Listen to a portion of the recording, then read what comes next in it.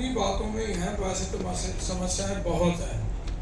एक तो समस्या ये है, आप कहेंगे कि भाई आप कमज़ोर दिल की बात ना करें, कमजोरी की बात। जिस तरह से हम जिलों में देखते हैं कि हमें यूनियन चलाने में कितनी दिक्कतें हैं, कितना लोगों की उदासीनता, जो उत्साह होना चाहिए डीलरों में, और ऐसे समय में कि जब डीलरों की अधोगति हो रही है, धीरे धीरे जितने पंप लगा रहे हैं हमारे जिले में, मुझे पता है कि जितने नए लग रहे हैं उससे आधे उखड़ रहे हैं, बंद भी हो गए, उखड़ भी रहे हैं, बेच रहे हैं, को ले भी नहीं रहा।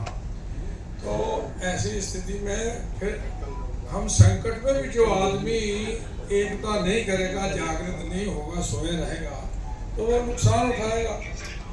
अब हमारी आज की भी इस मीटिंग में वही हाल है जो हमारे जिलों की मीटिंगों में। लेकिन हमें दिल नहीं छोड़ना है, हिम्मत रखनी है। बिना इस यूनियन के वैसे भी अधमरा पड़े हैं डीलर।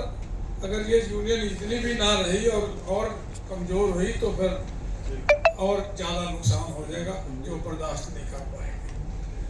तो एक तो उसका तरीका यही है कि जैसे हम लोग जिलों में सारे के पास हाथ जोड़ते हैं, जाके विजिट भी करते हैं। अभी हम लोग अपने पीलीभीत में पिछले दिनों हम लोग का दौरा करके सब पंपों पर गए। तो एक तो हम लोगों को जिला स्तर पर पहले अपने आप को जिला स्तर पर मजबूत करें, और फिर हमारा प्रदेश भी मजबूत हो। तो समस्याएं तो इतनी है कि भाई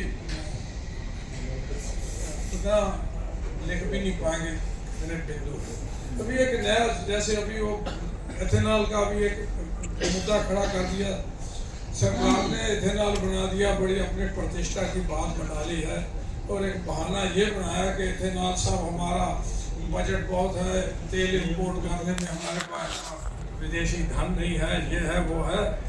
और इन्हें ये कोई अगर पूछे कि भाई इथेनॉल जो बना रहे हो इस पर कितना खर्च हो रहा है, अगर देश के हित की लंबी बात सोच रहे हो, तो तुम मक्का और धान उगाकर पूरे देश में पानी का लेवल बहुत चला गया नीचे, जो फसलें उगाकर लोगों का पेट भरना भी पूरा नहीं कर पाए, उससे तुम इथेनॉल बना के, तुम्हें सूझी है तुम उससे पूर्ति कर रहे हो। अगर इथेनॉल तुम्हें बना के तेल वो विदेशी सिक्का बचाना है, तो हमारा तो ये सुझाव है कि आप इथेनॉल बीजिए। हम लोगों को डीलरों को उसमें लपेट दिया। अभी आप हमारी सब कंपनियों की तरफ से आ रहा है कि इस तरह से डेली आप चेक करके और 2-2 घंटे के बाद एक रिपोर्ट देंगे, आप सब अवगत होंगे, सबको बड़ा फंसाया जा रहा है। हम लोगों को इस संकट में ना लेना ना देना डीलर को। अगर आप हमारे मार्फत अगर इथेनॉल बेचना चाहते हैं, बांटना चाहते हैं, तो हम तैयार हैं। एक टैंक लगा दीजिए, छोटा एक मशीन लगा दीजिए, और अगर आप सच्चे दिल से इस भावना में, तो इथेनॉल पर सब्सिडी दीजिए।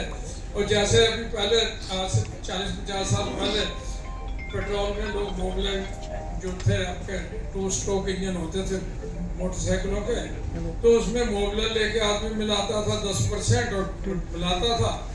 जितना डीलर चाहे इथेनॉल ले और वहीं पे मिला ले। ब्लेंडिंग तो आप कर नहीं रहे ना, उस लेवल पर आप ब्लेंडिंग कर रहे हो, मिक्सिंग कर रहे हो, इतना डाल दिया, टैंकर चला, इतना उड़ेल दिया। तो वहाँ पर जितना अगर आप उसको प्रोत्साहन सच मानों में करने जा रहे हो, तो करोड़ों अरबों रुपए का व्यर्थ खर्चे हो रहे हैं देश में। वो एक लंबा विषय, उस पर मैं अभी नहीं ज़्यादा बात करना चाहूँगा। तो तुम उसको उस पर छूट दो, लोगों को प्रोत्साहित करो कि भाई इथेनॉल लो, देश का भला है, उसकी पब्लिसिटी करो। मुझे खूब जब पता है 30-40 साल पहले कई जगह पोस्टर लगे होते हैं कि तेल हमेशा रहने वाली चीज़ नहीं है, तेल खत्म हो रहा, पूरे वर्ल्ड में तेल खत्म हो रहा, क्या करोगे, इसके उपाय, दूसरे विकल्प सोचो। अब सरकार को ये है कि भाई गाड़ियाँ खरीदो, पुरानी गाड़ी कंडम करो, मोटरसाइकिल इतना बेचो। एक कार बिकती 10 लाख रुपया उनकी जेब में चला जाता है, एक मोटरसाइकिल बिकता है तो 10-20 हज़ार रुपया उसके खजाने में चला जाता है। तुम इतने उत्साह से गाड़ियों में बिकवा रहे हो, लोगों को उंगली दे के, जैसे गांव की भाषा में तुम उनको कह रहे हो और गाड़ी लो, इसको कंडम करो, इसलिए हम आपको छूट देंगे।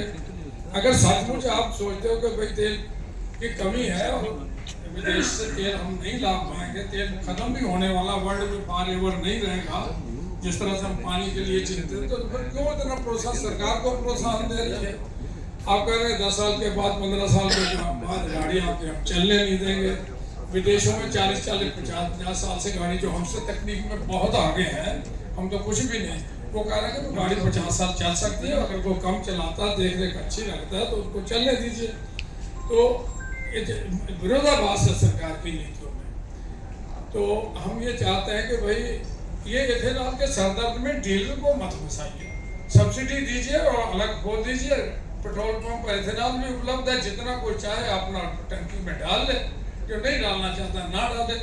एक तरफ तो गडकरी जी कह रहे हैं कि पैसे की, धन की कोई कमी नहीं हमारे पास, अथाह धन है, जितनी को सड़कें बना दें। अभी जैसे इशू उठाया है, वो छोटी बात नहीं। अभी जैसे उन्होंने कहा कि भाई आप टॉयलेट अपने पंपों पर मेंटेन करें, ये करें वो करें।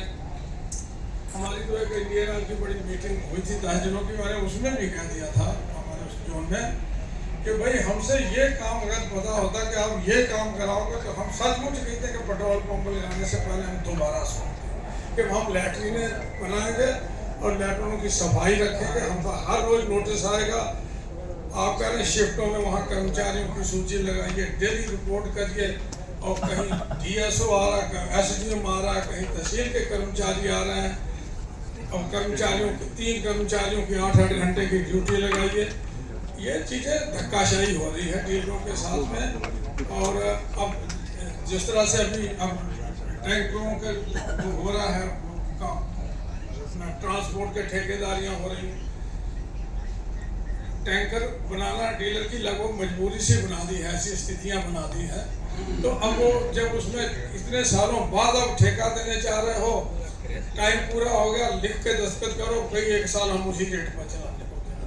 जब तुम्हारे खर्चे बढ़ गए, टायर महंगे हो गए, डीजल पेट्रोल महंगा हो गया, तो भाई हमारे कह रहा है भाई तुम 5-7 साल वो क्यों चला रहे हो? जबरदस्ती लिख के दो कि हम 1 साल और इसी, हम सहमत है इसी पर से। अब उस पर आप लोग कह रहे हैं कि भाई जो ये गाड़ी में वो करा दो, वो करा दो, मतलब ना उधर के छोड़ा है, ट्रांसपोर्टर ना टैंक लानी लो तब भी दिक्कत, अपनी टैंक लानी लो तब भी वो काबू से बाहर हो रही। तो डीलर को हर तरह से आजमाया जा रहा, सताया जा रहा है। एक से एक्सपेरिमेंट गवर्नमेंट कर रही है, हमने इतने पंप लगा दिए, हमने ये कर दिए। अभी ये जो प्रधान जी जिनको पूरी तरह से निकाला गया, इन्हीं ने ये बीमारी पैदा, जब पेट्रोलियम मिनिस्टर थे, इन लोग वाह वही कमाई कि भाई हम इतने इंडिया में हमने इतने नए पेट्रोल, वो बीमारियाँ कहाँ तक पहुँच गई है, पिछले 15 में तो हो गया। तो ये जो समस्या है, ये सारी आपने जैसे वो रिट उठाई, तो हम आपसे ये अनुरोध करेंगे कि भाई वो जो है उसमें पैरवी और करिए, जो लगाने लगे निर्णय हो, नहीं तो कोई आगे सुप्रीम कोर्ट जाए। ये छोटी सी बात नहीं है। और हम लोग डीलर लोग भी, मैं आपसे सब लोगों को कहूँगा कि जिलों में ये बात पहुँचाइए। अभी मुख्यमंत्री जी का एक प्रोग्राम पिछले साल होने वाला था, लोगों में बड़ा उत्साह था, और मैं उसको अन्यथा ना लीजिए, मैं समझता हूँ कि अगर धन की कमी थी तो और लोगों को खटखटाया जाता। धनाभाव में हम मीटिंग ना कर पाए, ये हम लोगों की भी बड़ी, पेट्रोल वालों के लिए, पेट्रोल पंप वालों के लिए अच्छी नहीं, शोभा नहीं। तो मैं तो ये कहूँगा पुनः आप प्रोग्राम लीजिए, खर्च करेंगे सब लोग, सरकारी आ जाए, बीच में कोई खर्च डाल दे, पेनाल्टी डाल दे, तो वो हम लोग जमा कर देते हैं। तो भाई हम एक अच्छे काम के लिए, देखो यूनियन को मजबूत करना, लड़ाई करना हमारी जिम्मेदारी। अगर जिंदा रहना, अगर इस व्यापार को करना है, तब तो हमें वो करना है। तो एक तो मेरा ये पुनः अनुरोध है कि अगर समय मुख्यमंत्री जी दे तो हम लोग मीटिंग करें। अगर हम लोग धनाभाव के वजह से भी हम इस तरह की मीटिंग ना कर पाए, तो ये हमारे लिए मतलब अच्छा तो नहीं है।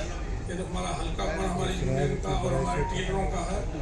तो बाकी बहुत समय आपका ले लिया, दर्द दुख तो बहुत है, लेकिन मैं चाहूँगा कि इसी से अपनी बात समाप्त करना चाहता हूँ। हिसाब से कोई समय दिया जाए। धन्यवाद।